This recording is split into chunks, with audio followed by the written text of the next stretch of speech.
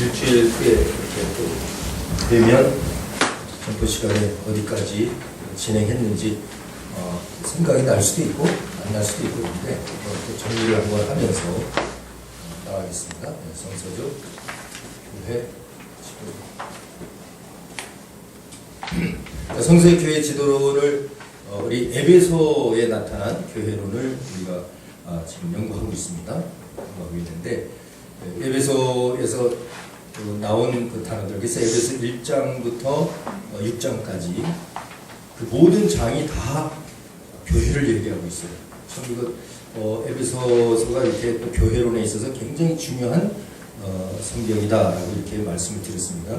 그래서 우리 교회론을 공부할 때는 반드시 에베소서를 이렇게 거쳐야 된다. 징검다리가 없으면 빠지죠. 그래서 에베소에 나타나는 교회는 반드시 숙지해야 되는 것입니다. 그래서 첫 번째 에베소서 2장 15절에서는 단어를 볼 때 우리가 새 한 사람이라는 단어를 봤죠. 셀로서의 교회를 얘기하는, 교회는 그냥 이렇게 모임으로만 생각할 것이 아니라 공동체인데 이 공동체는 하나님의 셀이다. 우리 인간은 한 사람 한 사람이 셀인 것이지 예수님 하나처럼 내가 하나인 것으로 착각하면 안 돼요. 예수님이 죽으신 나 하나만을 위해서 죽으신 것이 아니라 우린 셀이에요. 온 인류를 위해서 죽으신 거예요. 이 때문에 그 셀의 모임들이 살아있는 셀이냐 죽은 셀이냐, 결국 교회는 주의 이름으로, 주님은 생명이기 때문에 주의 이름으로 살아있는 셀들의 모임을 교회라고 하는 것이지 어떤 숫자를 가지고 얘기하는 것이 아니다. 그래서 어느 위치에 있든지 유형교회의 어떤 로컬 처치, 이 지역교회에 어디에 소속되어 있든지 살아있어야만 교회다. 살아있지 않으면 교회가 아니다 라는 것을 알아야 되겠죠. 새 한 사람이라는 단어로 에베소서 2장 15절에서 우리가 보았고요. 두 번째는 그 하나님 나라 백성과 가족, 시민과 가족이라는 것으로 2장 19절, 18절인가 19절에서 봤고, 세 번째는 하나님의 성전이죠. 하나님의 성전. 그래서 2장 20절에서 22절인가요? 이렇게 보았고, 그 다음에 네 번째, 하나님 머리의 몸으로서, 주의 머리의 몸된 자로서의 그 교회. 그래서 여기 에베소서 4장인가요? 4장 4절 여러 군데 이렇게 또 나왔을 거예요. 우리가 오늘 공부할 건데, 다섯 번째는 이제 신부, 그렇죠? 신랑과 신부, 신부로서의 교회, 신부로서의 교회. 이게 그래서 5장인가요? 5장 몇 절이에요? 22에서 33절까지. 그 다음에 여섯 번째는 그 영적 전투를 해야 되는 군대죠. 하나님의 군대로서의 교회. 여기 에베소서 6장이죠. 6장 10절에서 18절, 10절에서 18절까지인가? 네. 18절. 그래서 이걸 이제 세 가지로 이제 나누는데, 자, 에베소 6장까지 내용 중에 이 내용이 교회에 대한 그 단어 중에 굉장히 중요한 부분을 차지하고 있고요. 우리가 한번 정리해보면 새 한 사람이라는 것은 새로운, 옛 사람으로부터 새로워졌다는 것이죠. 성령을 통해서 새 사람. 그래서 새로운 존재로서 성령을 통해서 거듭난 자다. 그래서 이제 둘이 하나가 됐다. 한 사람이라는 것은 둘이 하나가 됐다. 그래서 둘은 이스라엘, 유대인과 이방인을 하나님 예수 그리스도의 공로를 통해서 이렇게 둘이 하나로 화목해 되었다라는 것을 말씀드렸어요. 새 한 사람이 되었다는 것을 우리가 전번 시간에 정리해봤고요. 근데 하나님 나라의 백성과 가정이 됐다. 그래서 교회는 하나님 나라의 백성이다. 백성의 시민권이라는 것을 시민권을 가졌다라는 것을 말씀드렸고 가족이다. 그래서 이제 이건 직분으로서는 가족, 백성, 신분으로서는 가족이다.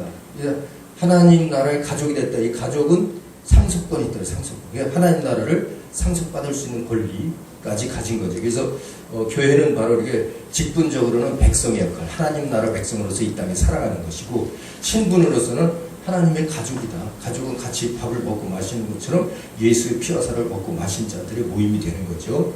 그것을 얘기하고, 세 번째 이제 하나님의 성전에 대해서는 우리가 무엇을 또 연구했나요?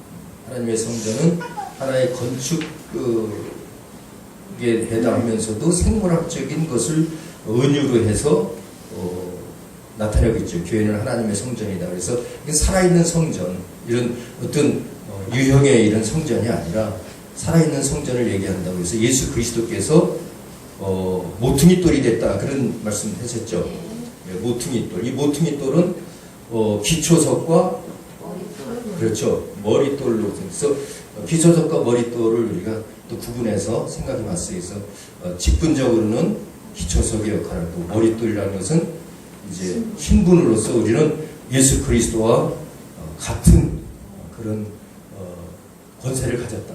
내 권세, 예수 권세. 이렇게 얘기하는 것이 그런 의미죠. 그래서 보퉁이돌 위에 교회가 쓴 것이에요. 교회는 예수의 피로 세워지고 성령으로 감독을 세웠느니라 라고 사도행전에서 말씀하신 것은 바로 이런 것을 얘기하는 것이죠. 자, 이제 오늘 네 번째 머리의 몸으로서의 교회. 에베소 4장 4절인데 에베소 4장 4절 한번 어느 분 큰 소리로 읽어 주시겠습니까? 몸이 하나요 성령도 한 분이니 이와 같이 너희가 부르심의 한 사람 안에서 부르심을 받았느니라. 그렇죠. 아멘. 그래서 여기 에베소서 4장 4절에서 얘기하는 이제 하나님의 머리된 하나님의 몸이다. 머리된 하나님. 그래서 이게 이제 중요한 것은 구약 시대에는 하나님의 우리가 몸이라고 할 수 있겠지만 신약 시대는 더 구체화됐다고 했어요. 구체화돼서 그리스도의 몸이라고 해야 맞는 겁니다.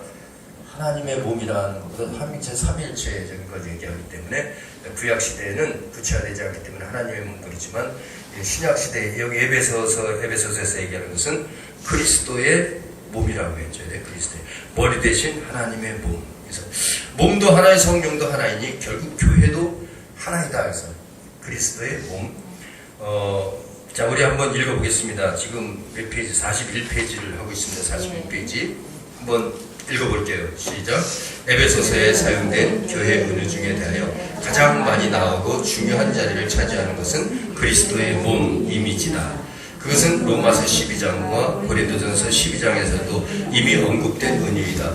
그러나 에베소서의 독특성은 골로새서와 더불어 본질적으로 머리와 몸이 붙어있다는 면과 우주적으로 그것이 서로 하늘과 땅처럼 구분되어 있다는 면을 강조한다. 그리스도는 자신이 교회의 몸의 머리이며 교회는 유대인과 이방인의 하나의 공동체이며 성도는 그의 지체이며 그리스도의 몸은 그의 머리까지 성장하는 하늘 모임으로 나타난다. 그렇죠? 여기서 이제 중요한 것을 우리가 또 봐야죠. 그리스도의 몸이다. 그리스도의 몸. 그 의미는 무엇일까 하는 거죠. 우리 그리스도의 몸이라는 것을 뭘 얘기하고 있을까? 머리와 몸은 같은 피가 흐르고 있어요. 머리와 몸은 하나의 공동체를 형성하고 있는 거죠. 이거는 끊어질 수 없는 관계를 얘기해요. 머리와 몸이라서 끊어질 수 없다. 머리 없이 몸만 존재할 수 없는 거고 몸 없이 머리만 존재할 수 없는 거예요. 예수 그리스도께서도 이 십자가에 못 박혀 죽으신 것이 우리 인류가 죄인이 아니었다면 아무 소용이 없는 거예요. 그러나 또 예수 그리스도께서 십자가에 못 박혀서 있을지라도 우리가 그것을 우리와 관계를 갖지 않는다면 아무 소용이 없는 거예요. 그 교회라는 것은 분명히 그 예수 그리스도께서 이 땅에서 행하신 모든 그 사역이 우리의 사역이어야 된다. 그게 머리가 하는 대로 몸이 따라줘야 된다는 거예요. 예수님이 하시는 사역이 우리의 사역이 되어야 되는 것이고 예수 그리스도의 권세가 곧 우리의 권세입니다. 결국 이 머리와 몸의 관계는 어떻게 보면 죄를 해결하는 머리와 몸의 관계고 그 죄는 사탄과 관련되지. 예수 그리스도께서 죄를 해결하는 것은 이면적으로 사탄을 멸하려 하십니다. 그렇다면 교회는 바로 그렇게 머리에게 행하신 그 사역대로 같은 맥락에서 하는 거죠. 그러니까 이 머리는 예수 그리스도이신데 예수 그리스도는 이미 하늘에 오르셨어요. 죽음과 부활을 통해서 보좌에 앉아 계세요. 자, 우리의 이 교회, 이 시대의 교회의 머리는 예수 그리스도라는 것은 그 머리가 어디에 계신 건가요? 하늘에 있어요. 보좌에 있어요. 그러면 우리 몸은 이 땅에 있지만 우리의 머리는 어디에 있는 겁니까? 하늘에 있는 거예요. 교회가 그것을 잃어서는 안 돼요. 몸과 머리와 몸의 그리스도의 몸과 머리의 관계 속에 교회가 있다고 에베소 4장에서 얘기하는 것은 바로 그 의미다. 그러니까 하늘과 땅의 권세를 다 가진 거예요. 천국 열쇠가 교회에 있어요. 그것은 예수 그리스도께서 이미 하늘에 머리를 두시고 몸을 이 땅에 두셨단 말이에요. 그러니까 하늘과 땅의 모든 권세를 우리가 가졌으니, 이제 우리라고 표현하는 거지, 예수께서. 우리가 가졌으니, 이제 너희는 내 말을 지켜야 된다. 그래서 그 보좌에서 생수의 강같이 성령을 보내심으로 교회는 이 몸은 성령이 하시는 말씀을 들을지어다 하는 것은 이 몸은 머리에서 하는 그 의도와 뜻을 받을지어다. 그러니까 머리에서 하는 명령을 받지 못한다면 그거는 병든 몸이죠. 머리에서는 우측으로 가라 그러는데 몸이 좌측으로 막 가면 이거는 무슨 병자인가요? 이거는 온전한 몸이 아니죠. 그렇기 때문에 교회는 항상 머리의 말씀에 복종해야 되는 그런 것이 있고, 자, 이제 이 머리와 몸의 관계를 우리는 그렇게 알아야 되니까 교회의 사명이 무엇인지를 우리는 알아야 되는 거죠. 또 특히 여기서 몸이라는 것은, 그렇다면 이 몸은 어떤 몸일까? 이 몸은 이제 우리가 두 가지 나왔는데 사르크스라고도 표현하고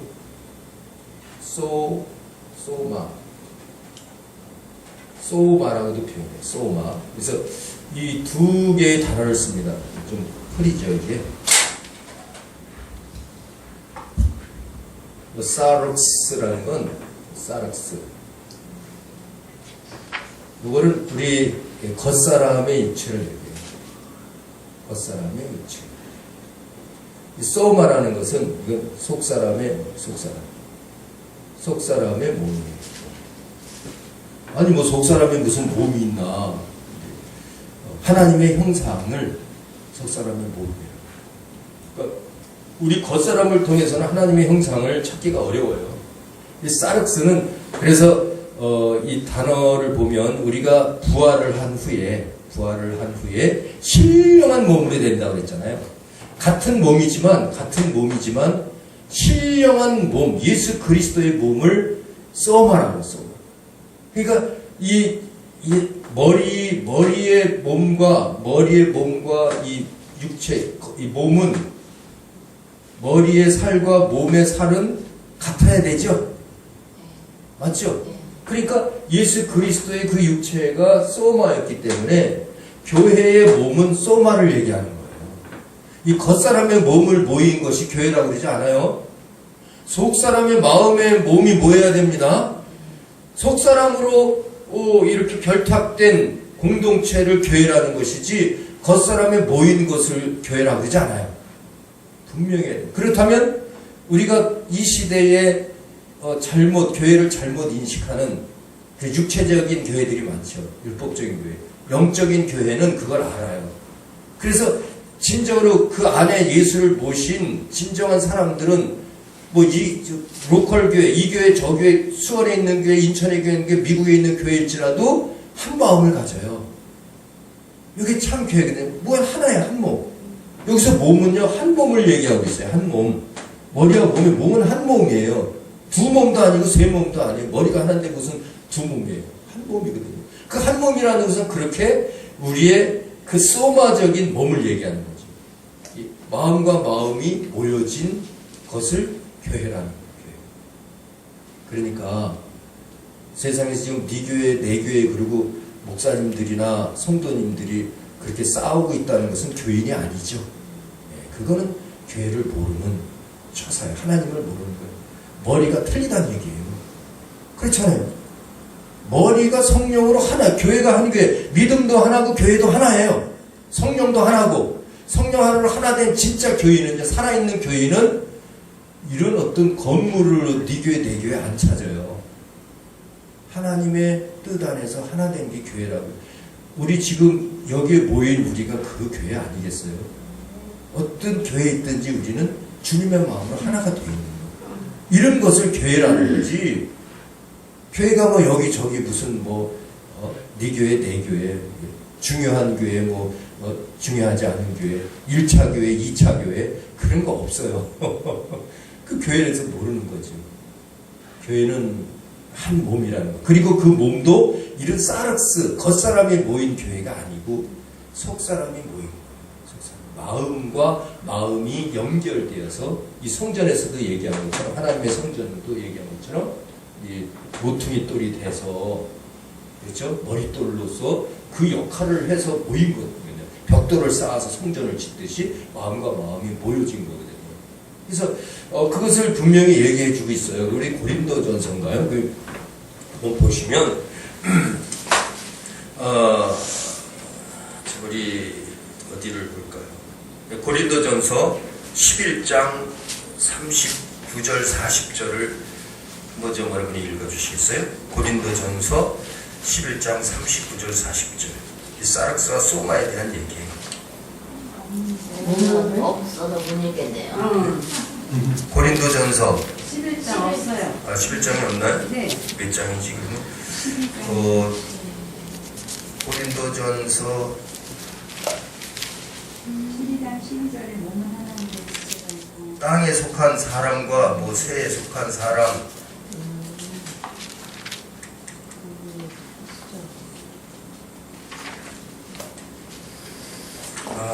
이게 고린도전서 그리스도의 몸. 저기에요. 15장. 15장이지, 15장. 네. 15장 한번 읽어주세요. 39절에요. 예. 육체는 다 같은 육체가 아니고 그렇지. 하나는 사람의 육체, 하나는 짐승의 육체, 하나는 새의 육체, 하나는 물고기의 육체라. 하늘에 속한 형체도 있고 땅에 속한 형체도 있으나 하늘에 속한 것의 영광이 따로 있고 땅에 속한 것의 영광이 따로 있으니 네. 해의 영광이 다르고 달의 영광이 다르며 별의 영광도 다른데 별과 별의 영광이 다르도다. 네. 죽은 자의 부활도 그와 같으니 썩을 것으로 심고 썩지 아니할 것으로 다시 살아나며 네. 욕된 것으로 심고 영광스러운 것으로 다시 살아나며 네. 약한 것으로 심고 중한 것으로 다시 살아나며 네. 육의 몸으로 심고 신령한 몸으로 다시 살아나나니. 그렇죠. 거기서 그거예요. 육의 몸으로 신령한 몸으로 살아난다고 했잖아요. 그러니까 이 육의 몸이라는 것은 바로 그 사르스를 얘기하는 거예요. 그러니까 세상에 모든 육체가 있는데 새의 육체도 있고 짐승의 육체도 있다고 그랬잖아요. 네. 그 새와 짐승의 육체, 겉사람의 육체는 사르스라고 표현했어요. 그 원어를 보면 사르스, 거기 이제 부활해서 우리가 신령한 몸으로 된다고 그랬잖아요. 네. 그 신령한 몸을 소마라고 그래요. 소마. 그 원어에 소마로 돼 있어요. 그 소마로 되는데 그 소마가 곧 예수 그리스도의 육체를 두고 한 것이다. 그러니까 예수 그리스도의 육체가 소마이기 때문에 그의 머리가, 우리 머리는 소마란 말이에요. 그렇다면 몸도 소마해야 돼요. 그래서 짐승과 같은 그런 자들은 교회라고 볼 수 없는 거죠. 육체의 사람, 정욕의 사람, 다시 말해서 정욕의 사람은 짐승과 비슷한 거예요. 그 육체를 겉사람으로 사용하고 있는 거라고. 몸을. 그 겉사람으로 사용하는 육체의 정력으로 우리 교회를 이룬다고 교회 공동체에서 그걸 사용하고 있다는 것은 짐승과 같은 거잖아요. 그것은 겉사람으로 모인 것은 교회가 아니라는 증거예요, 그게. 진정한 교회는 속사람으로 모인, 내 안에 주님의 이름으로 모인 것.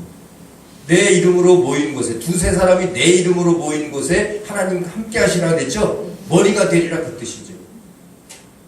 예수의 이름으로 두세 사람이 모이면 몸으로 삼겠다. 내가 머리가 되겠다. 제자들에게도 그런 말씀 하신 적이 있어요. 예수 그리스도 가다가 새들도 둥지가 있고 짐승도 굴이 있거든. 나는 머리 둘 곳이 없도다. 예수님께서. 머리 둘 곳이 없다는 것은 그러한 소마다운 그런 몸을 가진 자가 없다는 거죠. 다 육체적인 소욕을 하고 외식하려고 하고 더군다나 바리새인과 서기관들이 없다는. 그러나 이제 소마의 몸을 가진 자는 아무도 없었어요.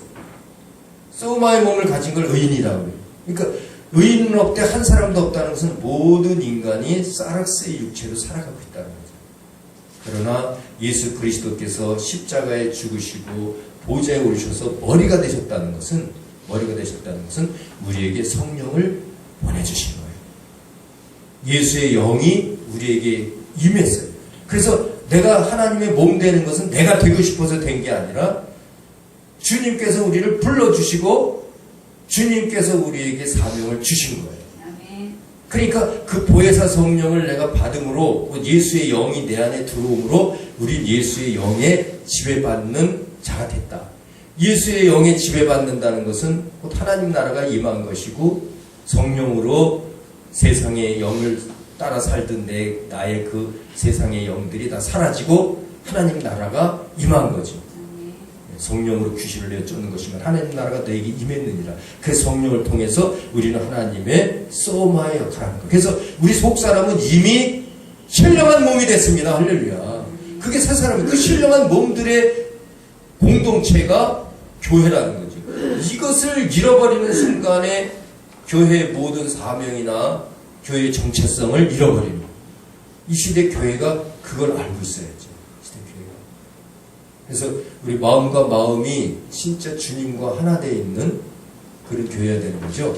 바로 그것이 머리와 몸의 관계로서의 교회다 하는 것을 그래서 소마적인 몸이요 한 몸이다. 한 몸이요 이것은 머리를 예수 그리스도로 한 그런 교회다 하는 사실을 우리가 잊어서는 안 됩니다. 고린도서 15장인데 16장이라는 참 말씀. 그래서 사락스는 땅에 속한 사람, 새들의 몸 이런 것을 짐승의 몸 이런 것이고 하늘에 속한 형체는 소마라고. 그래서 우리의 몸은 이미 저 위에서 얘기한 것처럼 하늘의 시민요, 백성, 가족이라고 그랬잖아요. 그렇다는 것은 이미 몸이 하나님 나라의 형체로 바뀌었다는 우리 형상이 회복된 거예요. 속사람의 형상은 예수의 형상으로 바뀌었다고요. 그래서 우리 마음을 품어도 우리 사람의 이 세상 사람의 마음을 품은 것이 아니라 옛사람을 다 장사진해서 이미 죽어버렸고 새 사람 바로 예수 그리스도의 마음을 품은 자가 된 거죠. 예수의 영으로 함께 내가 산 것이 아니라 내 속에 그리스도께서 사신 거죠.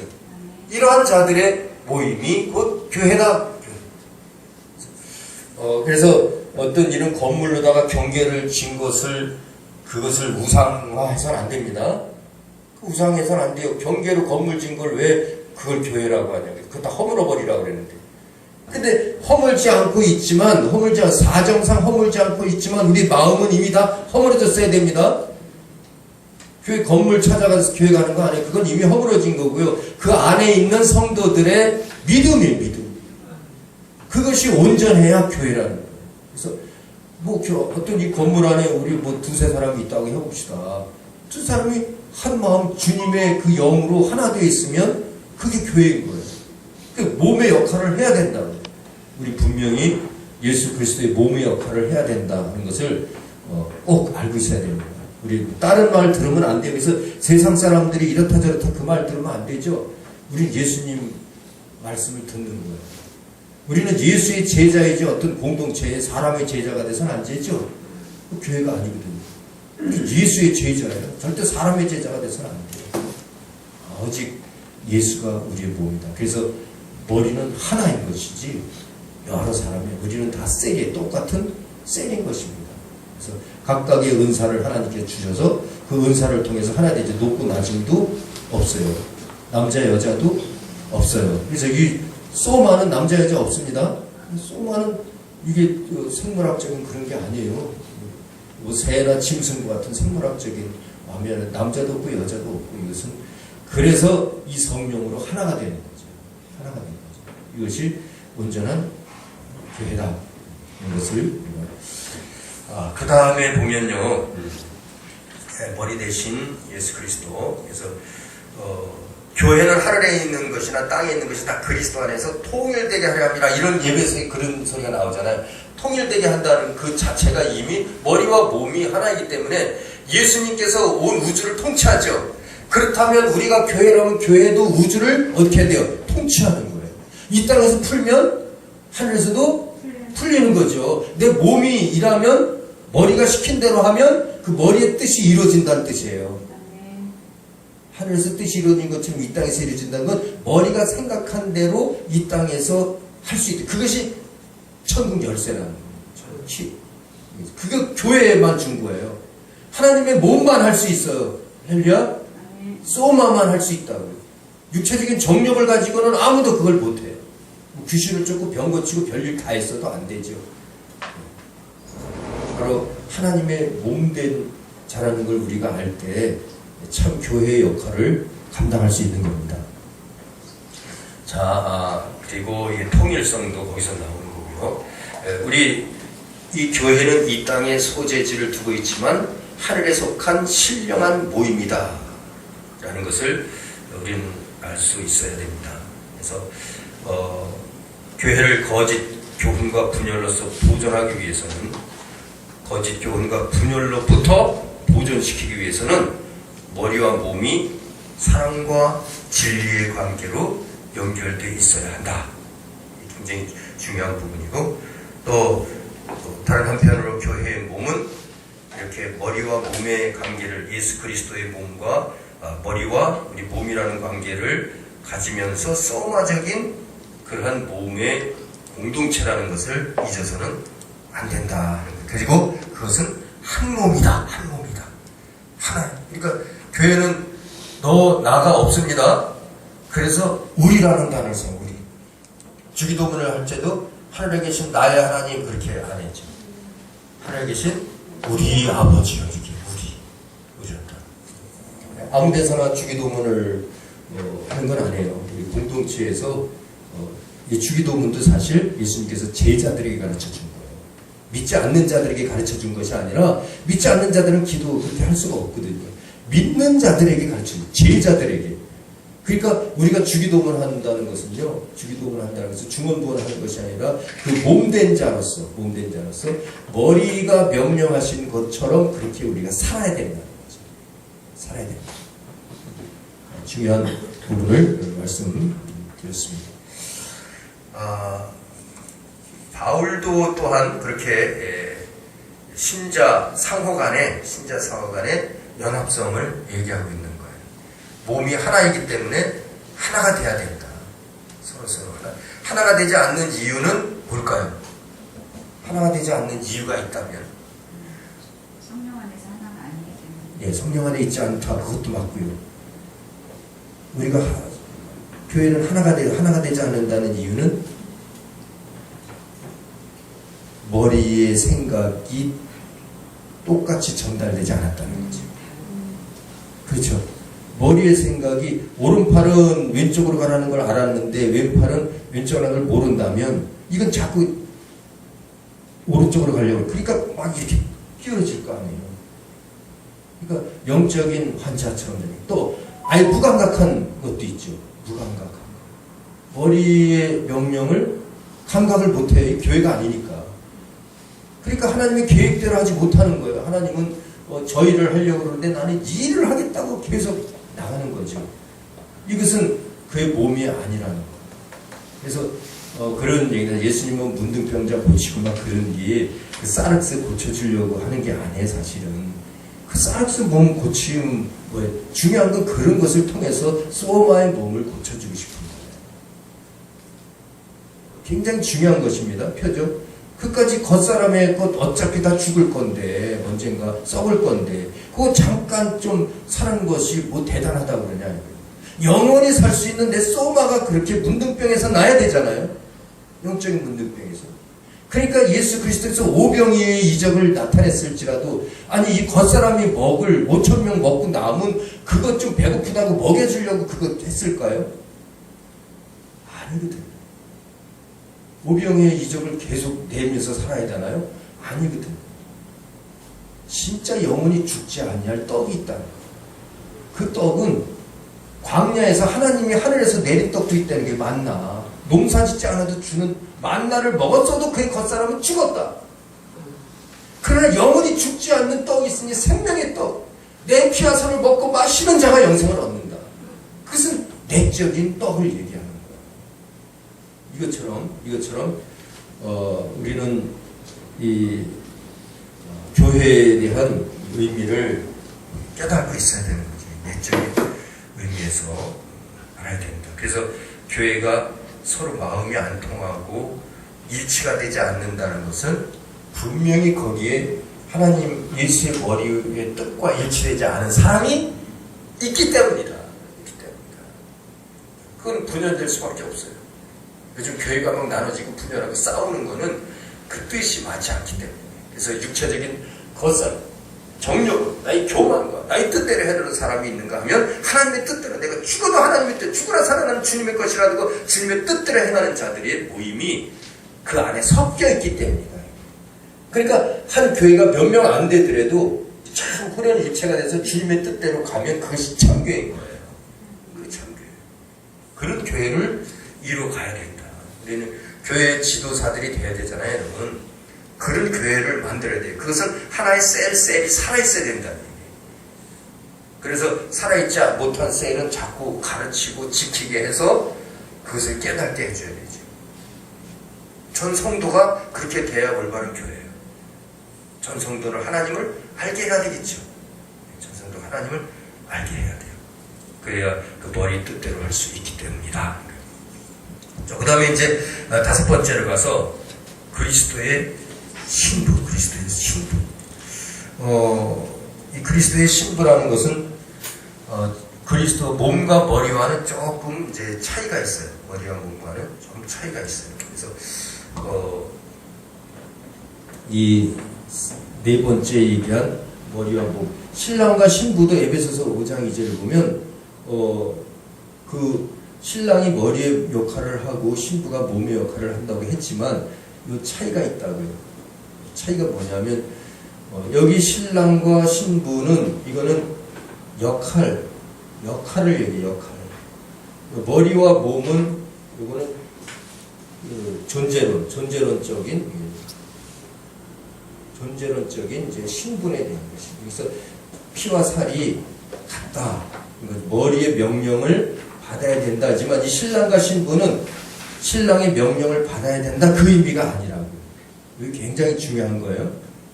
신부는 신랑의 말을 다 들어야 되나요? 물론 여기 신랑은 그리스도를 얘기하고 신부는 우리 교회를 얘기하는 거예요. 교회를.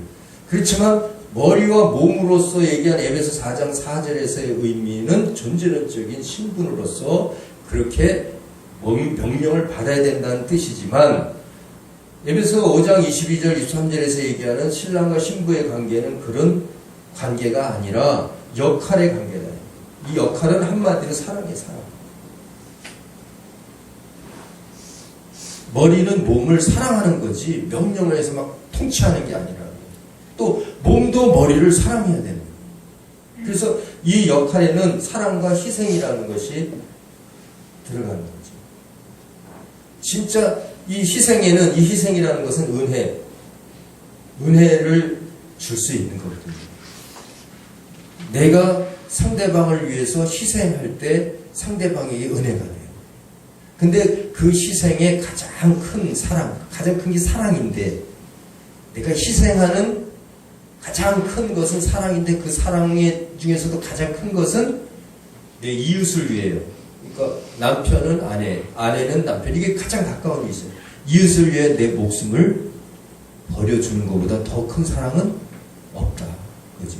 내 이웃을 위해서 내 목숨을 버려주는 것. 그러니까 머리와 몸이라는 이것은 하나의 이웃의 관계로 볼 때, 예수 그리스도는 우리를 위해서 죽어 주셔야 머리가. 그래서 은혜를 주셨기 때문에 머리가 된 거예요. 그게 신랑이에요, 신랑. 그게 신랑과 신부예요. 우리 신부는 또 그 은혜를 받아야만 되는 거예요. 받아야만 되니까. 그게 베필로서. 그래서 에베소 5장 22절 있습니다. 그래서 요 머리와 몸의 관계는 신랑과 신부의 관계하고 같지 않냐? 이렇게 이거는 유교적인 관점에서 잘못 본 거예요.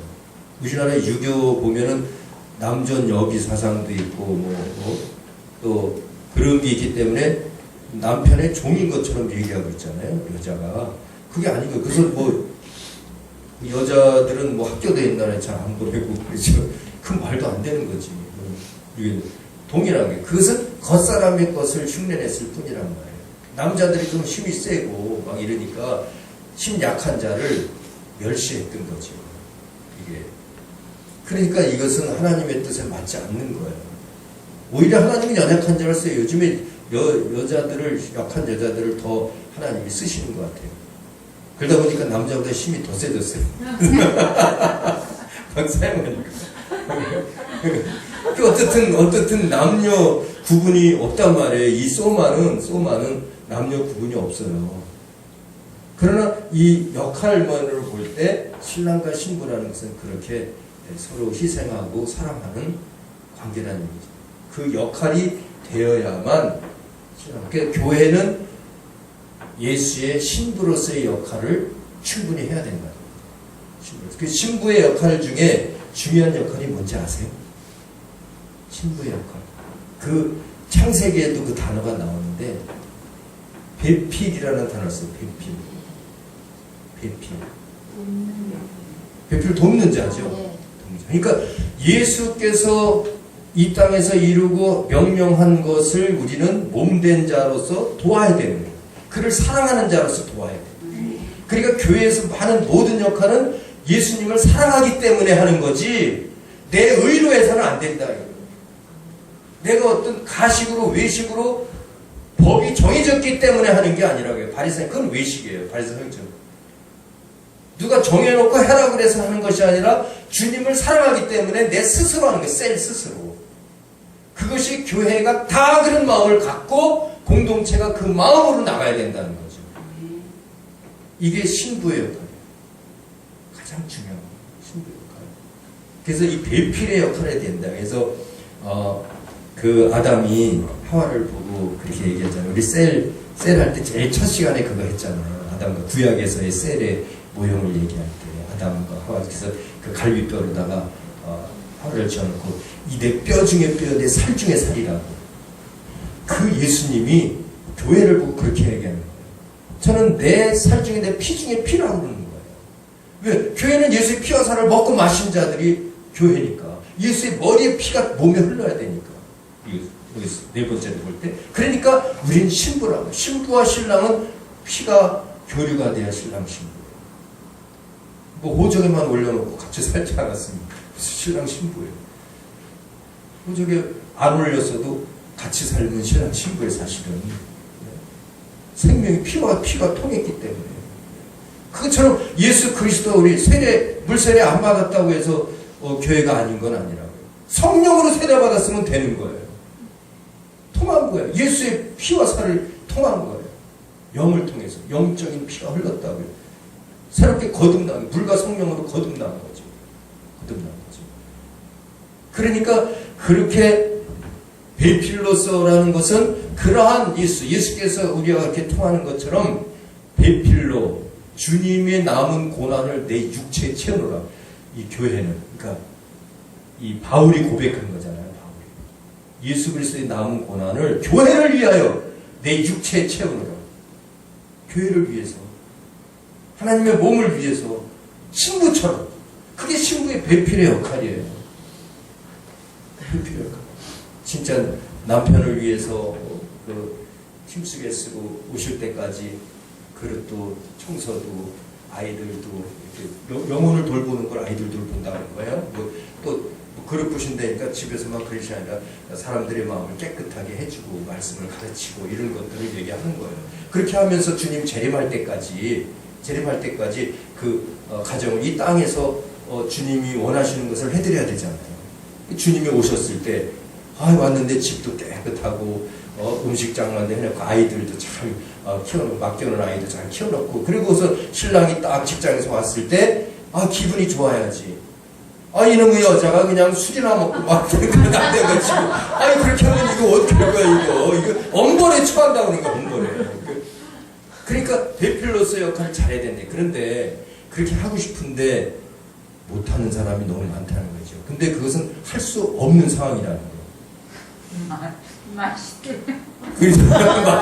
그렇죠. 마시아씨가 있는 거예요. 마시아씨.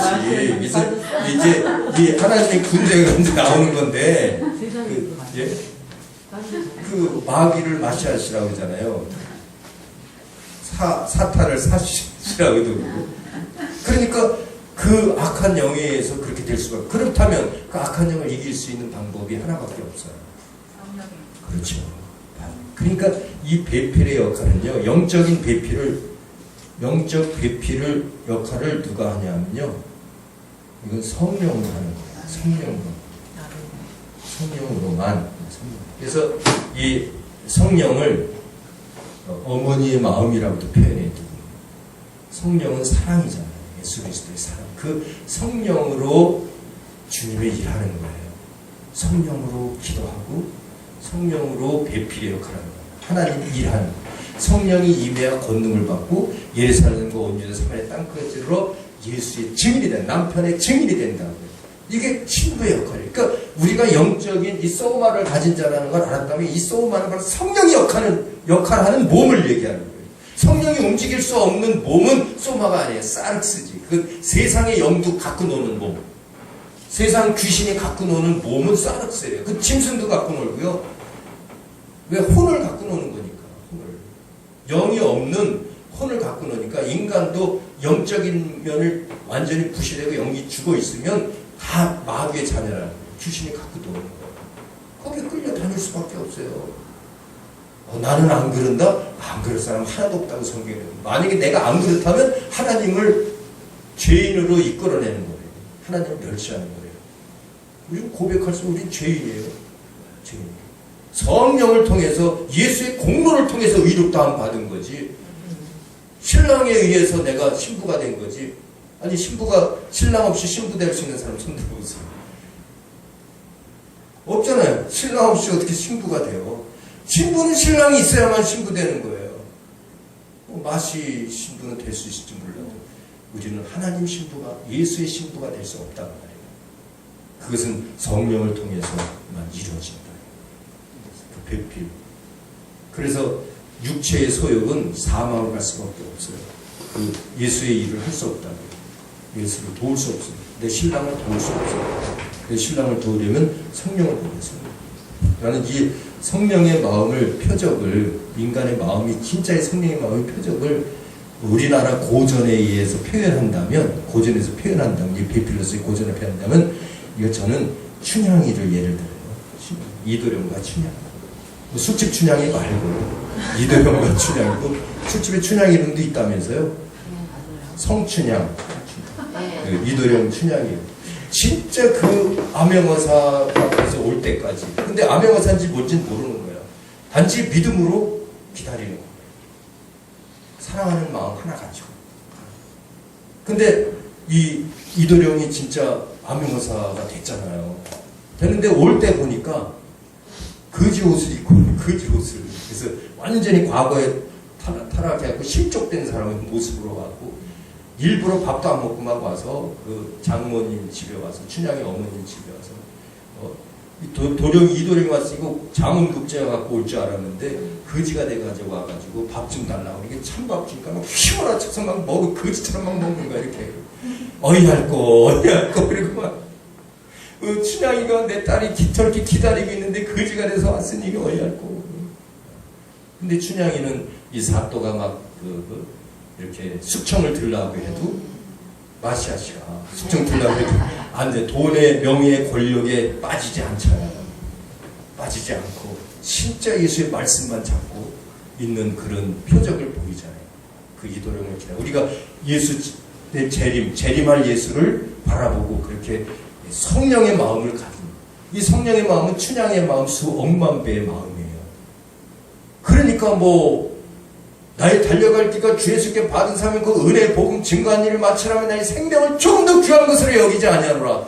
이건 춘향의 마음 정도가 아니죠. 그렇게 하기에 결국에 그 이도령이 나중에 이제 그 사또가 나쁜 자라는 걸 알고 다 그 내박을 암행해서 한 다음에 그 어사 옷을 딱 입고 붙이고 탁 나오잖아요. 어사 출도요. 그러니까 탁 나오면서 거기서 춘향이 앞에 가서 이도령은 어디로 갔냐 물어보고 그 엄마가 근데 거지리 갈 때 왔다고 해도 그럼 너는 왜 숙청 안 되냐 그래도 그리고 이제 자기 사랑하는 것을 고백하잖아요. 우리도 그런 고백을 기도를 통해서도 하고 내가 어려운 일을 만나도 어려우면 그건 주님께서 보고 계시거든요. 이미 암행어사보다 더 큰 하나님 나라 암행어사와 같아요. 주님이 불꽃 같은 눈으로 우리의 마음을 보고 있다. 근데 그 마음이 간신 같아서는 안 되잖아요. 진짜 배필로서 이러한 정절을 가지고 어떤 우상숭배도 하지 아니하고 세상에 빠지지 않냐고 주님을 위해서 오직 살겠다는 그 배필로서의 성령을 의지한 마음, 하나님의 영을 의지한 마음, 그게 하나님과 통하고 있다. 그럴 때 얼마나 기뻐하겠습니까? 그 예수께서 재림할 때 그때 보자는 거지. 지금 힘들고 어려워도 춘향이가 목이 메여서 이렇게 메있지만 저를 다 풀어라 명령되니까 암명의사의 명령이니까 다 풀죠. 그러면 그 마시아 씨는 어떻게 되는 거예요? 이제 오히려 처형당하는 거 아니에요? 딱 가서 춘향이를 괴롭혔기 때문에 우리를 교회를 괴롭히던 악한 사탄의 세력은 불못으로 던져지는 거 아니에요? 예수 그리스도 재림할 때. 그러니까 그때까지 그런 마음, 우리가 이 고전적인 예를 들어서 이렇게 표현한 것처럼 우리는 성령이 아니고서는 영적인 배필이 될 수 없다. 성령으로 행하는 모든 것은 하나님의 신부로서의 역할을 충분히 감당하는 거예요. 나는 못하지만 성령을 의지하면 된다. 그러니까 성령을 의지하려면 내 소욕은 육체적인 소욕은 버리자. 내 육체적인 소욕은 이미 예수 그리스도 그 신랑이 십자가에 대신 죽을 때 그 은혜 속에 못 박아버렸다. 완전히 내 정욕은 못 박아버렸다. 그것을 다시 끌어다가 쓰려고 하지 말고 이제 내 자신을 부인하는 겉사람은 완전히 어디론가 사라져버리고 내 속사람은 말씀하시는 바늘기 구멍 바다보다 넓은 구멍이 됐어요. 이제는 우리는 주님과 교통할 수 있는 자예요. 성령을 통해서 주님의 일을 충분히 도울 수 있는 자예요. 사탄이 공격해와도 사탄이 손도 대지 못하는 자가 돼요. 천국 열쇠를 설고 성령으로 하면 능치 못하는 것이에요. 하나님의 성령은 죄사하는 권세까지 있어요. 성령 세례를 주고 죄사하는 권세까지 있는 거예요. 근데 그 성령을 이렇게 우리가 교회의 면에서 그 성령이 교회 하시는 말씀을 반드시 들어야죠.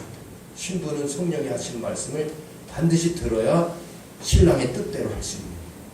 그래서 정결케 하고 또 세마포를 입어야 되고 우리 참 가정을 보살펴야 되지. 주님께 맡긴 내 영을 우리가 간수하고 그래서 요한의 아들 시몬아 내가 나를 사랑하느냐 물어봤을 때 나를 사랑하는 줄 주께서 아시나이다.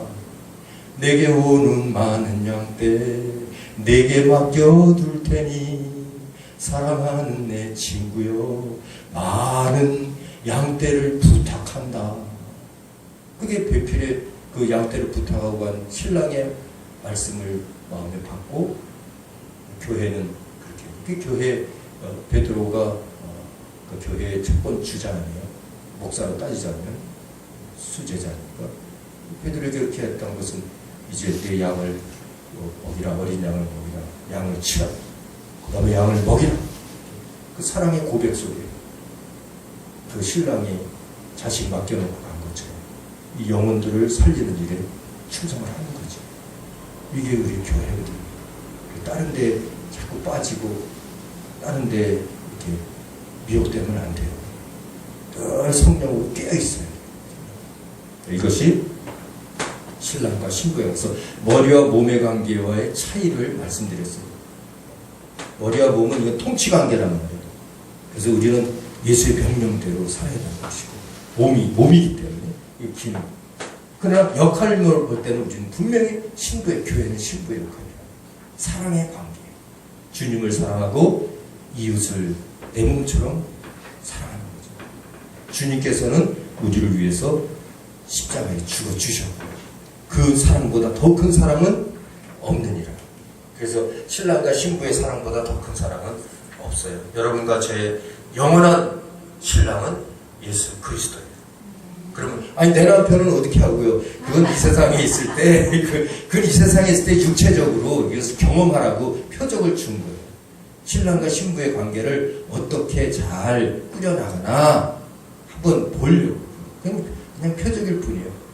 그것에 실패했든 그것에 내가 도전하지 못했든 중요한 것은 우리 자신은 다 하나의 셀로서 신부라는 거예요. 신부라는 사실을 잃지 말고 그 하나님 예수 그리스도의 신부 역할을 하기 위해서는 그 성령으로 배필의 역할을 충분히 해야만 한다. 그런 거죠. 그래서 그 부분을 이제 쭉 이렇게 정리를 해놨습니다. 그 부분이 이제 머리와 몸의 관계, 신랑과 신부의 관계 분명히 차이점을 우리가 알아봤습니다. 그 차이점을 얘기할 수 있어야 돼요. 얘기할 수 있어요.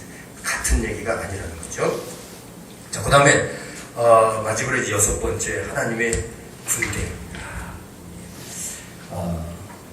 아까 우리 강사님 말씀하신 것처럼 그 교회가 활동하지 못하는 것은 그 세상에 악한 영이 있다는 거예요.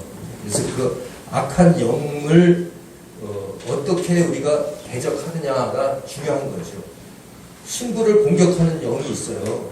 하나님의 신부를 공격하는 거예요. 우리 교회를 공격한다고요, 세상이. 그러니까 그 공격하는 것을 대비를 해야 되거든요. 그래서 아까 배필의 역할도 성령으로 했지만 성령을 통해서 하나님의 군대로서 이 에베소서 6장 10절에 18절 보면 이게 이제 학자마다 어떤 이는 뭐 두 부분으로 나누기도 하고 어떤 학자는 이제 세 부분으로 나눠서 그 내용들을 설명해요. 근데 이제 저는 이제 세 부분을 나눕니다. 그래서 학자들 저도 세 부분으로 나누는데 그 세 부분으로 나눈 것도 약간의 이제 차이는 있어요. 차이는 있는데 어떻게 나눴는지 한번 먼저 책을 보고 에베소서 보고 말씀을 드리겠습니다. 자, 우리 47페이지 47페이지 제일 밑에 쪽으로 한번 먼저 가볼게요. 밑에 쪽 밑에서 하나 둘 셋 넷 다섯 번째 줄 한번 읽어볼게요. 시작. 브루스는 본문 6장 10절에서 20절의 내용을 두 부분으로 나누어 주어야 한다. 첫째 부분은 주 안에서 강건하라. 둘째 부분은 깨어 기도하라는 주제로 다룬다. 그 다음에 칼 바르트는 성도는 하나님의 능력을 알고 성도는 자신의 능력에 머무르는 것이 아니라 자신있게 하나님의 일을 하여야 하기에 10절에서 언급하듯이 주 안에서 강해져야 한다라고 말한다. 그리고 그는 주 안에서 강함이란 무슨 의미인가에 대한 대답을 설명하기 위해서 세 부분으로 나누어 설명한다. 그래서 세 부분으로 나누어 다루는데 첫째는 그리스도인의 투쟁. 그래서 6장 10절에서 13절까지를 그리스도인의 투쟁으로 봅니다. 그 다음에 둘째는 전사의 모습 14장에서 17절을 이제 전사의 모습을 보고요. 그 다음에 성령에 의한 중보적 기도 18절에서 20절까지를 성대 기도. 필자 저도 본문 내용을 분류하여 설명하는데 이것이 이제 저는 왜 이렇게 분류했냐면 이것을 논문을 썼기 때문에 요 영적 전투에 대한 논문을 쓸 때 제가 이렇게 나눴어요. 에베소를. 그래서 첫째 어떻게요? 악의 세력을 대비한 전신갑주 준비 필요성. 그렇죠. 전신갑주를 왜 입어야 하는가에 대해서 10절, 13절로 나누고 있어요. 저는 이렇게 나누고 있습니다. 둘째는 하나님의 전신갑주의 무장과 구성 요소. 그래서 그 전신갑주의 무장을 어떻게 무장해야 되고 그 구성 요소는 어떤 것으로 되어 있나 이렇게. 그다음에 셋째는 최후 승리를 위한 전신갑주 사용 방법. 18절에서 20절. 이 사용 방법은 이제 성령으로 해야 된다는 것이고, 전신갑주 무장제 6가지가 있고, 공격형과 또 이렇게 방어용 이렇게 저는 구분을 한 겁니다. 그리고 전신갑주 준비는 이제 강건하게 마귀의 대적에 서기 위한 것이다. 나중에 든든히 서기 위한 것이다 하는 그런 내용으로 쓸 것입니다. 그러면 이 세 부분을 교회가 갖춰야 되는 거죠. 교회가 세 부분을 갖춰야 되는데 이 세 부분을 오늘 한번 공부해 보도록 하자 하는 거예요. 이 부분을 먼저 우리 들어가려면 48페이지 그 첫째 부분 있죠. 첫째 부분. 첫째 부분을 한번 읽어보겠습니다. 48페이지 시작. 첫째 부분은 악의 세력에 대하여 하나님의 무기로 싸워야 할 필요성을 말한다. 또한 그리스도인의 실존이 위협받고 있음을 공격에도 그리스도인들이 흔들림 없이 서 있어야 한다는 촉구이다. 10절의 본문은 끝으로 너희가 주 안에서와 그의 힘의 능력으로 강건해지고이다. 본문의 첫면의 끝으로는 새 단락이 시작되는 것을 말한다. 그러니까 그 단락을 끄는 이유가 이제 끝으로 이렇게 얘기하고 이제 무장에 대한 얘기가 나오기 때문에 이것을 끄는 거예요. 그래서 대부분 세 개로 나누는 사람들의 이렇게 끓는 부분은 똑같이 이렇게 끊어요. 저도 그렇게 끊었지만, 그러나 거기에 대한 내용들은 조금씩 차이가 있어요. 서로 조금씩 차이가 있고, 이렇게 세 부분으로 나눕니다. 그래서 강건하여라 이런 부분이 중요하고, 자 이제 거기에서 중요한 건 이제 전신갑주라는 게 전신갑주. 자, 전신갑주는 이 온 몸을 전쟁하기 위해서 이렇게 방어형 무기와 공격형 무기로 부장하는 것이다. 자, 그러면 우리가 싸울 때 무슨 여기에 나오는 무기들이 진짜 겉사람이 무장하라는 건가요? 아니면 우리 속사람이 무장하라는 건가요? 그렇죠. 속사람으로 무장해야 되기 때문에, 속사람 무장하면은 이 세 사람으로서의 역할도 하고, 백성과 가족을 하나님 나라 가족으로서의 역할도 하고, 하나님의 성전으로서의 역할도 할 수 있고, 또 머리와 몸으로서 예수 그리스도의 몸으로서의 역할도 할 수 있고, 예수 그리스도의 신부로서의 역할도 할 수 있고, 또 그것을 방해하는 사탄의 세력도 물리칠 수 있고 하는 것을 하기 위해서는 겉사람으로서는 이길 자가 아무도 없다. 그러면 속사람으로 한다는 건 뭐냐면 오직 성령을 의지해야 된다. 성령을 의지할 때 이 6가지를 다 이룰 수 있어요. 그러니까 예수님께서 하늘로 오르시면서 성령을 기다리라. 예루살렘을 떠나지 말고 기다리라. 성령을 받아야만 너희가 교회 역할도 할 수 있고, 또 남은 예수 그리스도의 뜻을 이 땅에서 이룰 수 있다 하는 거죠. 성령을 받아야만 된다는 거예요. 그래서 이 에베소 6장 10절에서 2절 말씀에서도 결국은 이제 마지막에 성령으로 기도하라는 것으로 끝납니다. 그럼 이제 전신갑주에 대해서 그것은 어떤 의미인지 한번 읽어보도록 하겠어요. 그것의 의미는 전신갑주는 거기 있죠. 하나님의 전신갑주는 거기 있죠. 하나, 둘, 셋, 넷, 다섯, 여섯, 일곱, 10번째 위에 밑에서부터 시작. 하나님의 전신갑주는 본문의 14절 이하를 총괄하는 용어이다. 못 찾았어요? 48페이지? 예, 다시 읽겠어요. 시작. 하나님의 전신갑주는 본문의 14절 이하를 총괄하는 용어이다. 그것의 의미는 보병의 중무장 모습이다. 무장이란 용어는 에베소서 외에 누가복음 11장 21절 22절에서 오직 한 번만 발견된다. 무장한 강한 사람에 비유해서 더 강한 자가 와서 저의 믿던 무장을 빼앗는다는 것이다. 전신갑주는 방어 및 공격을 위한 한 벌의 완전한 무장이다. 여기서 영적으로 대적해야 할 것은 마귀의 관계이다. 이것은 에베소 4장 14절에서 경계한 사람의 속임수와 간사한 유혹보다 더 미묘한 것이라고 할 수 있다. 그러므로 분을 내어도 죄를 짓지 말며 해가 지도록 분을 품지 말고 마귀에게 틈을 주지 말아야 한다. 12절의 본문은 우리의 씨름은 혈과 육을 상대하는 것이 아니요 통치자들의 권세들과 이 어둠의 세상 주관자들과 하늘에 있는 악의 영들을 상대함이나이다. 이 문장은 혈과 육으로 이루어진 세상의 왕은 약하고 더덥고 죽을 수밖에 없는 체질이기에 그에 대한 두려움은 상대적일 뿐이나 악한 세력들과의 투쟁은 위협적이기 때문에 하나님이 주는 전신갑주가 필요하는 이유가 밝혀지는 문장이다. 여기서 적들의 모습은 네 가지 명사들로 설명되어 있다. 본절에서 이 세상의 주관자들과 하늘에 있는 악한 영들을 상대하는 우주적인 투쟁의 표현은 그리스도가 악한 세력을 정복하고 우주 지배자로 등장했지만 아직 실현되지 않은 종말론을 증거한다. 곧 이 세상이 과거에는 암흑에 묻혀 있었지만 이제는 암흑에 대한 투쟁이 가능하고 투쟁은 교회 공동체에게 맡겨지는 것이다. 그렇죠? 그러니까 결국 이제 이 교회를 이 땅에 세운 목적은 암흑 세계를 밝히라는 거예요. 빛을 밝히라는 거예요. 그렇죠? 예수님이 오실 때 빛으로 왔을 때 세상의 어둠이 깨달지 못하더라 그랬죠. 예? 예수님이 빛으로 왔을 때 어둠이 깨달지 못하더라. 그러나 예수 그리스도께서 이 땅에 계시면서 교회를 설립했어요. 그 교회를 설립한 이유는 음부의 권세를 이기게 하는 거죠. 그래서 이 어두움의 세력을 물리칠 수 있도록 만든 거예요. 교회는 그 역할을 해야 돼요. 그래서 마지막 종말 시대에는 다른 거 없어요. 영적 전투해야 돼요. 마귀를 대적하라 이렇게 명령 내리죠. 마귀를 대적하라. 그러니까 영적 전투하지 않는 교회는 이 시대에 살아남을 수 없는 교회가 된다. 그래서 그 수준까지 간다는 건요 엄청난 겁니다. 교회가 뭐 어떤 교회 안에서 서로 물론 봉사하는 거 다 좋지만 어떤 그런 치례의 역할 행사하고 이것만 하고 있을 때가 아니에요. 이제 교회는 이러한 의미를 다 우리가 알았으면 성령만을 의지해서 그래서 악한 영들과 싸울 태세를 갖고 있어야 돼요. 군사의 태세. 그러면 이제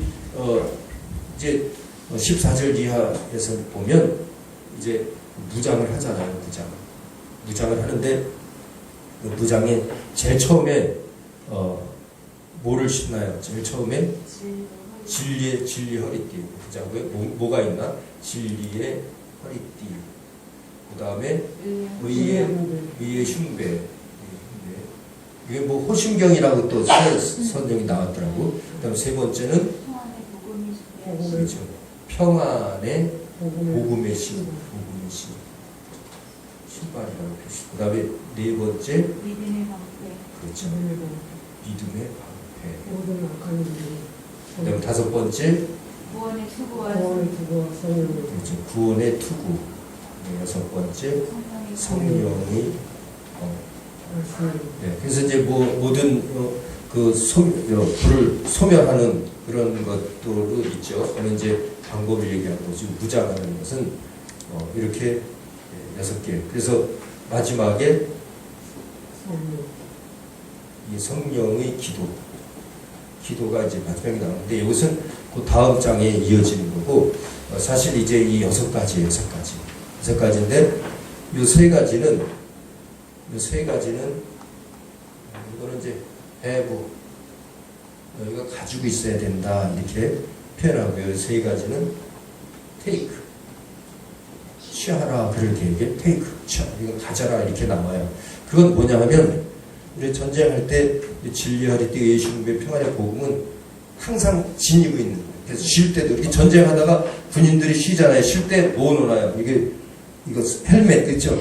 헬멧 벗어놓고 총에다가 이렇게 걸어놓잖아요, 이제. 그리고 뭘 또 했죠? 방패, 그렇죠?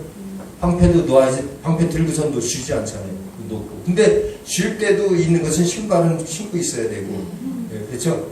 또 흉배, 여기 가슴에 찬 거, 이것도 가지고 있어요. 금방 또 나팔 불든지 구약시대 같은 나팔 불든지 또 저기 왔다 하면은 튀어나가야 되잖아요. 그러니까 진리의 허리띠도 이거 풀고 있으면 안 되잖아요. 허리띠도 일단 풀리고 뭐 누워 자는 것도 아니고 요 세 개는 항상 지니고 있는 거예요.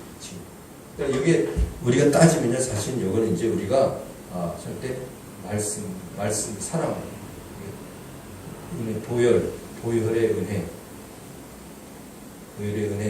그 다음에 이건 생명의 진리, 복음의 진리라고 볼 수도 있고, 복음의 진리. 그러니까 그 말씀과 이게 삼위일체적인 거예요. 이건 꼭 지니고 있어야 돼. 그래서 진리의 허리띠라는 건요, 이 하나님의 진리의 말씀을 얘기하는 거예요. 허리띠. 그래서 너희가 허리띠를 동인 후에 구하러 가라 그러죠. 총알을 가진 후에 싸우러 가야지.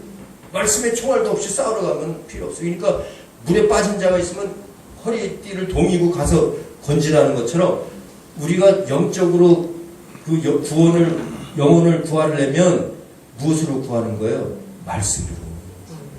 말씀 없이는 구할 수 없어요. 영혼을 못 구해요. 그러니까 먼저 진리의 허리띠로 딱 우리는 항상 말씀이 기본이에요.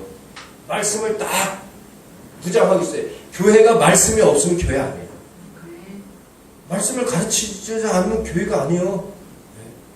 말씀을 잘못 가르쳐도 잘못된 거예요. 왜 교회가 이단이라고 그러냐면 말씀을 잘못 가르치기 때문에 이단. 왜 사입이라고 하냐면 말씀도 아닌 걸 말씀이라고 하기 때문에 사입인 거예요. 그러니까 온전한 말씀을 무장해야 온전한 교회가 되는 거예요. 그게 전신갑주 기초라. 이 허리띠는 항상 돼요. 자나 깨나 우리는 말씀에서 떨어지면 안 돼요. 잘 때는 이제 세상 생각하고 아침에 일어나면서 말씀 생각 그런 건 아니잖아요. 죽으나 사나 우리는 하나님의 말씀에 무장돼 있어야 돼요. 항상 잘 때도 화장실 가서도 말씀 생각하면서 힘주고 있고 말씀 주여 막 그러면서 항상 말씀. 그럴 때 우리는 영혼을 구하러 나갈 수 있는 거예요. 마귀와 싸울 수 있다. 총알이 있어요. 그러니까 예수 그리스도도 마귀를 처음 만났을 때 무엇으로 싸우나요? 기록되었으되 말씀으로 싸우잖아요. 그러니까 이 말씀 무장에 진리의 허리띠는 꼭 차고 있어야 됩니다. 우리 경기 수원신학 신대원 오신 여러분들은 이미 말씀의 진리띠를 누가 더 멋지게 찬화를 지금 하고 있는 거지 이미 다 말씀 허리띠 메고 있어요.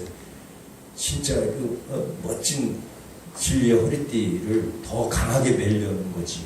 그렇잖아. 그게 중요하다. 중요해요. 언제든 어떠한 그 도전이 오더라도 이길 수 있는 말씀. 네. 진리의 허리띠. 이것은 항상 가지고 있어야 되는 게 해보. 그 다음에 의의 흉배. 의롭다는 것은요. 예수의 피가 아니고서는 은혜가 아니고서는 의로운 줄 하나도 없어요. 예수의 은혜를 받아야 의로운 거예요.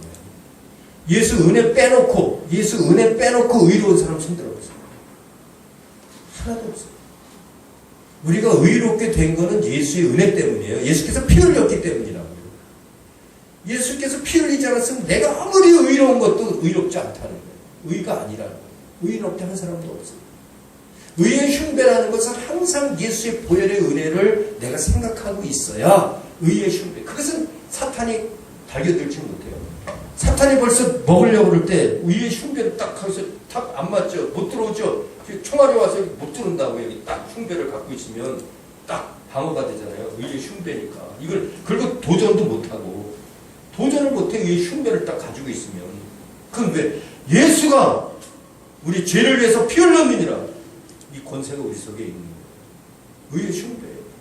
그러니까 귀신이 그 안으로 좀 꼬셔갖고 들어가려고 미혹해서 들어가려고 그러다가 그거 보고서 쟤는 안 돼. 그리고 도망가네. 근데 그 흉배가 없는 사람, 이 은혜로 살지 않고 내 뜻대로 사는 사람, 아이고 말씀은 아는데 은혜가 없네. 내가 제 말씀 이용할게. 그리고 사탄이 들어가. 그게 들어가. 말씀만 있으면 돼. 예수의 은혜가 없네. 피의 공로로 사는 겁니다, 여러분과 저는.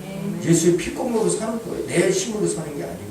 이게 흉배예요. 교회는 누구든지 그걸 가지고 있어야 돼요. 누구든지. 예수 피 막 뿌려 이게 아니고 아무 소용도 없는 거예요. 그거. 은혜의 공로를 늘 살아. 예수의 공로로 살아. 이게 의의 흉배예요. 이것은 배부입니다. 항상 가지고 있어야 되는 거. 테이크 이렇게 놨다 집었다 그러는 거 아니에요. 항상 가지고 있어요. 그리고 평안의 복음의 신은 뭐냐면 평안이라는 건 샬롬. 성령만이 우리를 평안하게 할 수 있어요. 기쁨과 평안을 줍니다. 복음을 전하는 것은 성령이에요. 우리가 전하는 복음을 전하는 것은 성령. 성령으로만 평안의 복음을 전할 수 있다. 신발이라는 건 이 신발만 얘기하는 게 아니라 어느 땅끝까지 이르러서 갈 수 있는 근거예요. 성령을 통해서만 평안의 복음을 전할 수 있다. 평안의 복음을 전할 수 있다.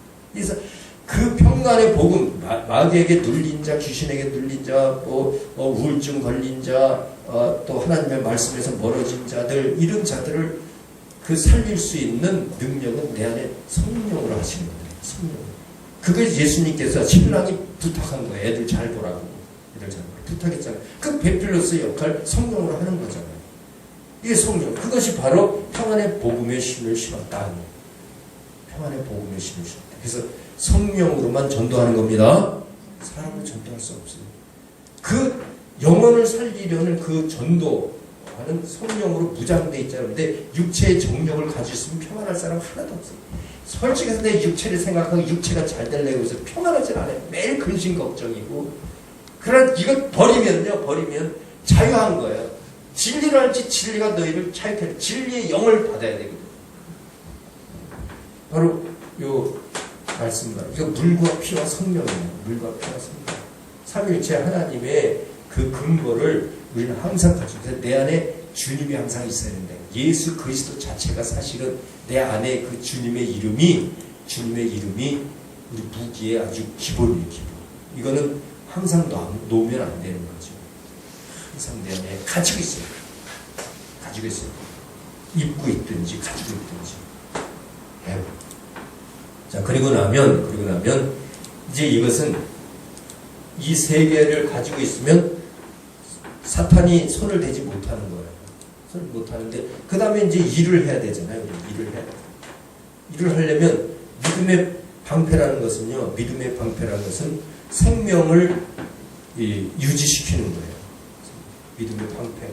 그래서 사망 권세가 생명을 빼앗지 못하도록 막는 거예요. 그건 믿음으로만 할 수 있다는 거죠. 그 믿음은 곧 예수의 마음이에요. 하나님의 마음이에요. 하나님의 계획과 하나님의 의도를 꼭 가지고 있어야 돼요. 그게 방패예요.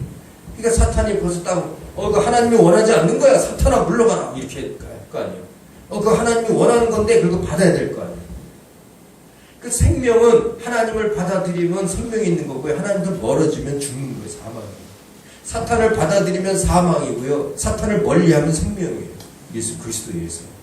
그러니까 믿음의 방패라는 것은 바로 사탄의 세력으로부터 그 생명을 막는 거예요. 나의 생명을 침투하지 못하도록 막는 역할. 항상 그래서 영혼을 사랑하는 마음을 갖고 있어야 돼요. 구원에 대한 열정이죠. 이게 구원의 열정. 구원은 생명을 주는 거잖아요. 또 생명을 잃지 않게 하고 생명을 주는 거잖아요. 생명을 잃어버리는 건 구원이라고 하지 않아요. 사망. 그러니까 사망의 길에서 생명의 길로 옮기려. 예수께서 구세주로 왔다는 것은 우리를 사망의 길에서 생명의 길로 인도하려 오신 거죠. 구원하러 왔다는 거예요. 그 믿음의 방패는 바로 그렇게 사망의 세력을 막아내는 그런 자세가 돼 있어야 돼요. 교회는. 이게 믿음의 방패예요. 이 세계를 가진 것이 사실은 믿음이라는 거예요. 이 믿음을 가지고 영혼을 살리려는 마음을 갖고 있어야 돼요. 그리고 이 구원의 투구. 이것은 구원을 이미 우리 구원 얻은 자로서 이렇게 이미 방어가 돼 있다는 거예요. 투구. 총알이 와도 안 죽어요. 총알이 안 죽어. 그러면 그런 모임들, 이게 이제 교회의 사명인데, 교회 사명. 경은 이 교회는 이 구원, 진리로서 구원을 보존시키는 거예요. 보존시키는. 그래서 양육해야 되죠. 그래서 구원 얻은 자들을 늘리고, 그렇죠. 구원 얻은 자의 숫자를 늘리고, 이게 교회의 사명이거든요. 그리고 구원 얻은 생명이 다시 타락하지 않도록 보호해주고, 양육해주고, 이게 구원의 투구의 역할이에요. 그래서 이 믿음의 방패와 이제 구원의 투구. 그다음에 마지막 이건 뭐 설명 안 해도 여러분 다 아시니까. 이 중요한 것은 이것은 근데요. 하나 둘 셋 다섯 이것은 다 이 방어용이에요. 방어용. 이제 존재론적인 방어용. 그리고 공격형 무기가 하나 있어요. 영적인 무기입니다. 성령의 검. 성령의 검. 영적인 무기예요. 근데 성령의 검, 그리고 이 검을 다시 해석했는데 이 검을 진리의 말씀이라고 해요. 성령의 검, 곧 하나님의 말씀이라고 해요. 검은 하나님의 말씀인데 하나님의 말씀을 막 쓰는 것이 아니라 진짜 공격형 이 전신갑주의 하나님께서 주신 전신갑주의 검은 그냥 검이 아니라는 거예요. 그냥 검이 아니라 성령의 검. 성령의 검은요, 이 말씀이 그냥 막 하나님 뜻대로 움직여지는 거예요. 성령의 검은 하나님 말씀 뜻대로 움직여요. 하나님의 말씀을 성령의 검으로 잡지 않고 뭐 세상의 돈의 말씀으로 만약에 갖고 있다면요, 이거는 성령이 역사할 수 없어요. 그 무기는 돈에 의해서 말씀이 놀아나는 거죠. 말씀. 또 권력에 의해서 권력의 검. 그 만약에 말씀이라면 그 말씀을 권력을 쥐기 위해서 쓰는 거지 하나님의 전신갑주로 쓰는 무기가 아니다. 사탄은 그거를 그렇게 도용하거나 아니면 유혹하는 거예요. 말씀 받은 사람들도 무장하지 않으면, 성령으로 무장하지 않으면 그 말씀을 그렇게 도용해버린다. 예수의 이름도 빈자하듯이 말씀을 도용해서 세상의 것을 위해서 그 말씀을 사용해요. 이게 이단적인 거죠. 적그리스도. 그리스도는 그리스도인데 적이다. 말씀을 반대로 사용해요. 반대로. 반드시 성령의 검이어야 돼요. 검은 하나님의 말씀이다. 그러니까 말씀은 우리 영과 혼과 간절과 골수를 찔러 쪼개는 역사가 있잖아요. 마음 깊은 것이라도 통달하는 역사가 있다. 그것은 바로 성령의 검으로만 이루어져요. 그래서 공격형은 항상 성령의 말씀은 성령에 감동된 말씀을 가지고 있어야 돼요. 말씀. 그리고 말씀을 전할 때도 성령으로 감동돼서 해야지 막 누구를 미워하는 마음으로 내가 말씀을 막 증거하잖아요. 그럼 이 미워하는 사람을 막 깨려고 쓰는 거야. 그건. 이 사람의 마음을 더 아프게 만들어요. 너는 말씀을 못 지키는 사람이지. 그러면서 뭐 까불고 있어. 막 이렇게. 성령은 그렇지 않거든요. 성령은 사랑하는 마음이고 위로하는 마음이고 이렇게 하는 거지. 그래서 이 영적 전투는 사랑으로 하는 거지 미움으로 하는 게 아니에요. 말씀을 미움으로 사용하는 자가 사탄이에요. 사람을 생명으로 인도하려 하지 않고 사망. 예수 그리스도를 그렇게 사탄이 미혹하려고 했잖아요. 광야에서 두 번째 시험 보면 떠내려 보라고 그러잖아요. 그것이 시편에 나오거든. 하나님의 아들이 떨어지면 하나님의 종들, 다시 말해 천사들이 와서 이렇게 받들어줄 거다. 맞는 얘기거든요. 틀리지 않죠. 우리가 떨어질 것 같으면 와서 받아주죠. 그러나 왜 그것을 마귀가 시키는 것을 시험하냐 이거예요. 그러니까 하나님을 시험하지 말라 했는데 왜 그게 하나님의 지금 영광 돌리는 게 너희가 한 말을 뭐하러 내가 듣냐 이거지. 하나님이 시키지도 않았는데 하나님을 시험치 말라 했느니라. 이렇게. 그러니까 말씀을 가지고 그를 자꾸 미혹시키는 거예요. 사람의 뜻으로 사용하는 게 아니잖아요. 바로 성령의 검을 가진 자는 그렇게 사용하지 않지. 하나님 말씀을 처음부터 올바르게 사용하는 거지. 마귀가 그 얘기가 나올 때 벌써 그 말씀만 있는 것이 아니라 성령이 감동된 말씀을 하는 거죠. 아니면 시험치 말라 했느니라는 것이 우리 머릿속에 탁 떠올라야 돼요. 그게 전신갑주로 부장한 사람. 결국 이제 세 번째로 가서는 성령으로 기도하는 것밖에 없다. 성령으로 기도해야 된다. 전신갑주를 입은 자들은 반드시 성령으로 기도하게 되어 있다. 그래서 이 무기를 사용하는 방법이라고 했죠. 무기를 사용하는 방법은 기도다. 성령으로 기도하는 거다. 그래서 기도는 중언부언하는 것이 아니라 진리의 허리띠를 가진 증거가 기도 속에서 나와야 돼요. 또 의의 흉배를 가진 것인데 은혜로 산다는 것이 기도 속에 나와야 되고 또 이러한 평안의 복음 우리 육체적인 욕심으로 내가 구하는 것이 아니라 정욕으로 구하는 것이 아니라 주님의 뜻대로 기도하는 것을 보여줘야 됩니다. 우리 성령의 기도 그러면 이 모든 것들을 다 이룰 수 있는 성령으로 기도한다는 것이 무엇인지 알아야 돼요. 나의 우리들의 기도는 성령으로 기도하되 바로 내 마음을 통해서 해야 됩니다. 그래서 바울도 마음으로 기도하고 영으로 기도하고 마음으로 기도하고 영으로 기도했어요. 내 육체의 생각으로 기도한 건 하나도 없어요. 육체를 위해서 기도한 건 하나도 없어요. 그리스도인들이 성경을 보면 다 주님의 마음을 가지고 또 회개하는 마음으로 기도하고 이렇게 주님을 생각하니까 회개하는 거거든요. 성령으로 기도. 유다서 1장 6절에서도 성령으로 기도하고 유다서는 이제 아주 종말적인 내용을 기록한 사탄과 내 정체를 밝힌 것입니다. 유다서 사탄의 그 귀신의 정체를 밝혔다. 그는 하나님의 지위를 자기 마음대로 떠난 자예요. 그래서 그가 이 땅으로 내쫓겼다. 자기 지위를 지키지 않은 그러한 타락한 천사라는 것을 얘기하고 있어요. 그러나 거기서 분명히 그런 분들은 성령으로 기도해서 요한 1, 2, 3, 4하고 유다서를 껴놓고 계시록으로 넘어갔다.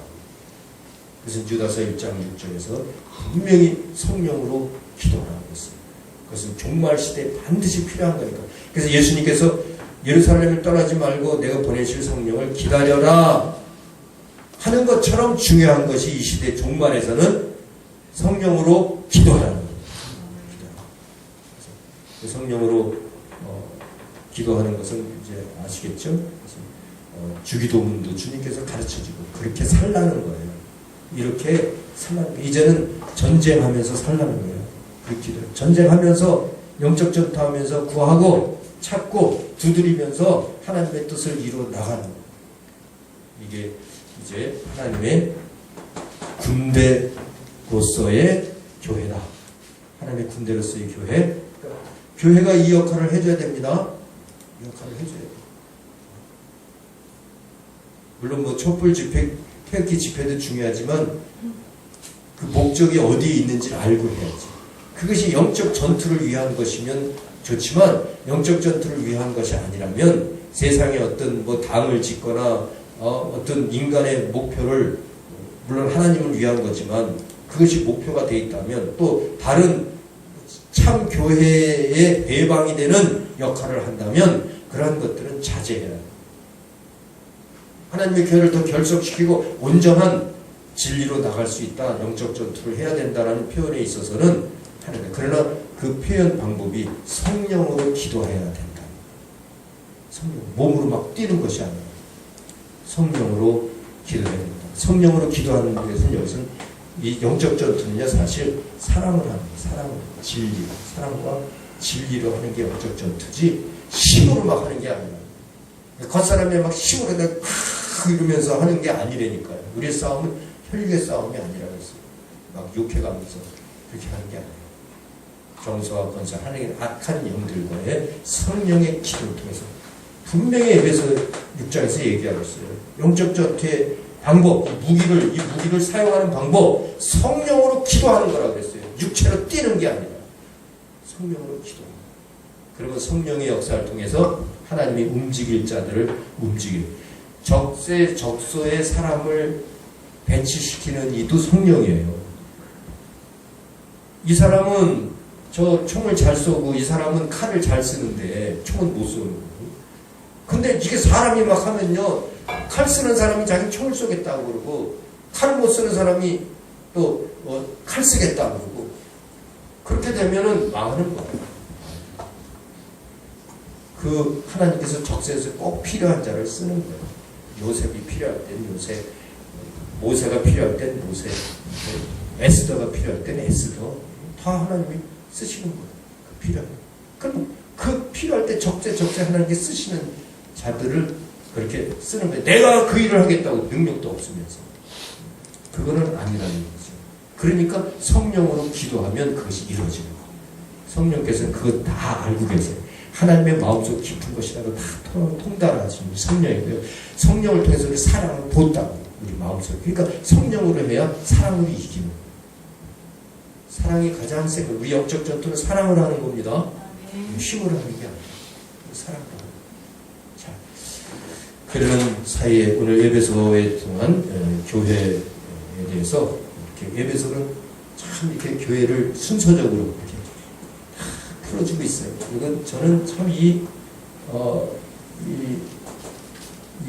전신 갑주의 무기도 어쩌면 이렇게 논리적으로 그 순서대로 썼는지 참 창조 질서대로 아주 삼위일체적으로 구원과 교회와 종말과 하나님의 나라 이르기까지 아주 이렇게 참 대단해요. 이렇게 성령의 역사는 항상 그 질서가 있고 거기에서 하나님의 그 진리를 찾아낼 수 있는 것 같아요. 우리가 이제 오늘은 이렇게 성서 교회 지도론에서 에베소서에 나타난 교회의 모습들을 우리가 알아봤어요. 그렇다면 우리는 이 단어들을 이제 우리가 생각하면서 이 6가지의 교회론을 이제 숙제해야 되겠죠. 그래서 교회가 그냥 간단한 게 아니죠. 그렇죠? 예배소서 하나만 봐도 이렇게 정갈하게, 여기서도 제가 설명을 다 못한 부분이 너무 많아요. 그리고 책들도 보셔야 돼요. 제가 이 뿌리들만 얘기했지 그 뿌리에 대한 근거들 또 있어요. 지금 그걸 얘기하려면 이 교회, 예배소 이 교회 하나만 가지고도 논문이 수백 페이지가 나오는 거고, 이거 하나만 가지고도 이거 하나 가지고 논문을 쓴 사람들이 있어요. 이거 하나 가지고 이거 몇백 페이지씩 이거 하나 가지고 쓴 사람이 있어요. 이걸 저는 다 정리를 해본 거예요. 제대로 쓴 것들 이렇게 확인해보고. 그래서 그런 것 중에서 진짜 성경적인 것은 대부분 뭐 논문들이 다 성경적이고 잘 썼지만 그래도 그런 부분들을 쭉 제가 생각하는 부분과 일치되는 것들 이렇게 정리를 해서 책을 쓴 거고, 그 내용들을 계속 보셔서 참 이 시대의 교회를 회복시키는데 큰 역할을 하시기를 주님의 이름으로 축원합니다. 네. 기도하겠습니다. 자, 오늘 기도 이렇게 마음에 참 교회를 세워야 되겠다 하시는 분 마음에 들었으면 한번 기도하시죠.